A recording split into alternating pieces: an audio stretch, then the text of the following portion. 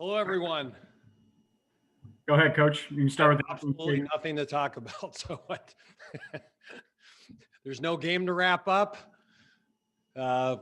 Just had a senior day ceremony. That was far from ideal, but I appreciate the efforts our athletic department made to try to do something for our seniors.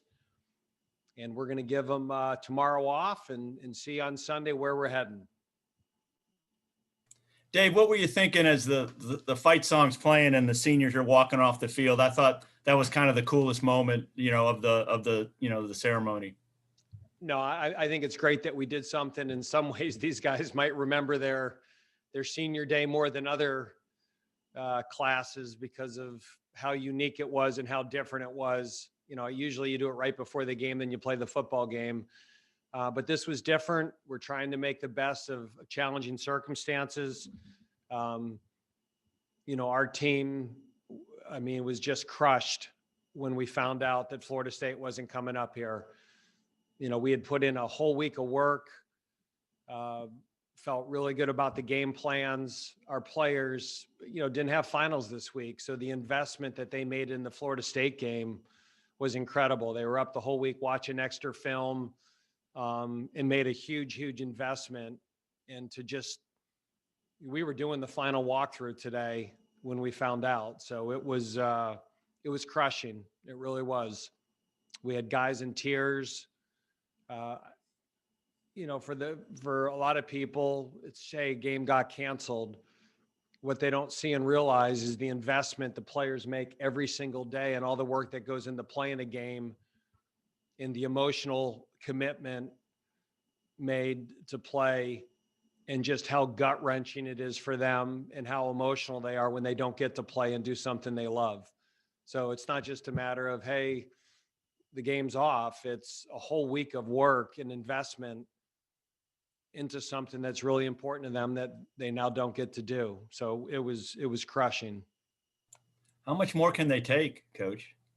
9 to 10 more days worth. So we're here. We're committed to seeing this thing through. We know there's the possibility of one more game, and then that's it.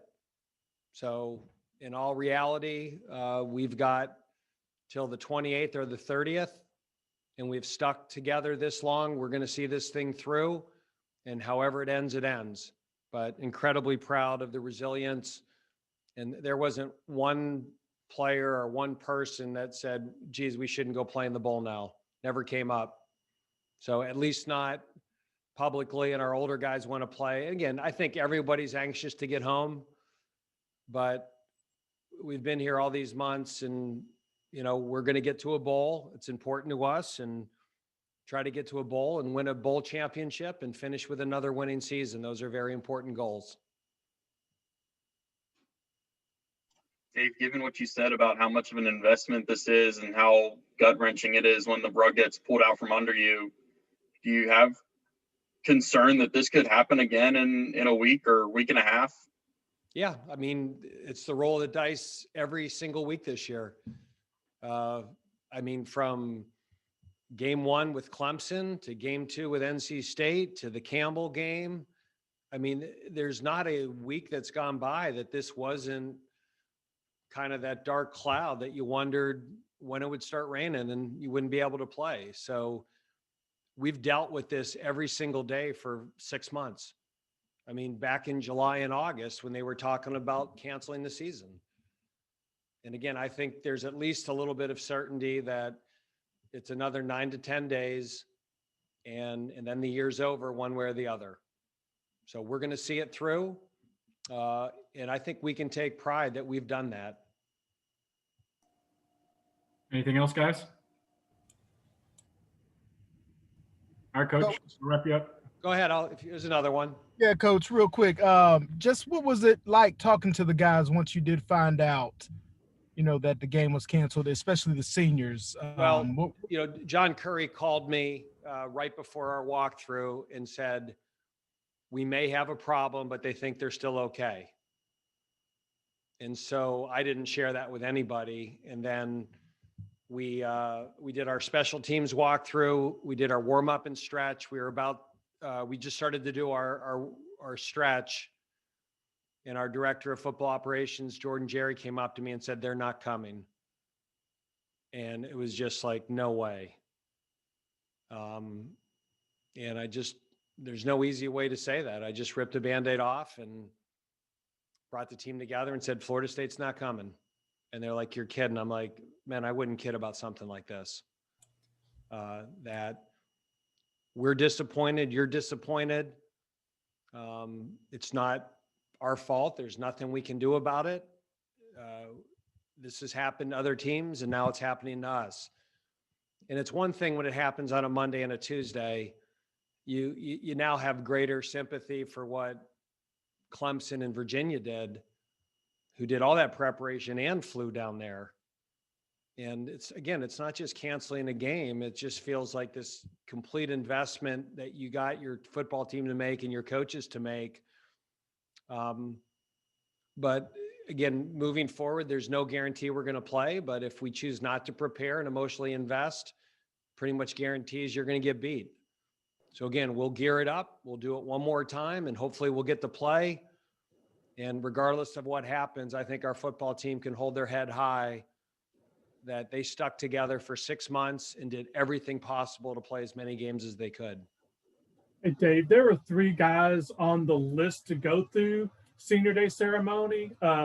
Brandon Chapman, Jack Crane, and Donald Stewart that didn't participate tonight. Does that mean anything? Are they planning on coming back now? Again, Les, we're going to have discussions with all those guys, probably in early January.